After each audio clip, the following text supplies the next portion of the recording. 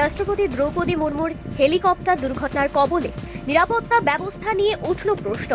কেরলের প্রমাদম স্টেডিয়ামে রাষ্ট্রপতি দ্রৌপদী মুর্মুকে নিয়ে যাওয়া হেলিকপ্টারটি অবতরণের পর আকস্মিকভাবে হেলিপ্যাডের টারমেকের একটি অংশ ধসে পড়ে।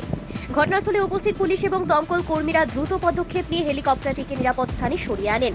সৌভাগ্যক্রমে ঘটনার সময় রাষ্ট্রপতি মুর্মু হেলিকপ্টারের ভেতরে ছিলেন না। তদন্তে জানা গেছে অবতরণের স্থানটি শেষ মুহূর্তে পরিবর্তন করে প্রমাদম স্টেডিয়ামে নির্ধারণ করা হয়েছিল।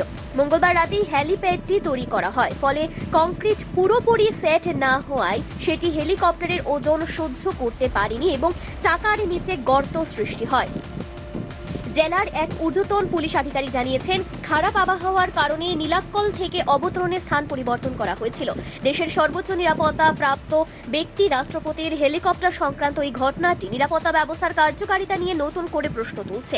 যদিও প্রশাসনের দাবি পরিস্থিতি সম্পূর্ণভাবে নিয়ন্ত্রণে আনা হয়েছে এবং রাষ্ট্রপতি দ্রৌপদী মুর্মু এখন রাজভবন থেকে শবরীমালা দর্শনের উদ্দেশ্যে রওনা হয়েছেন।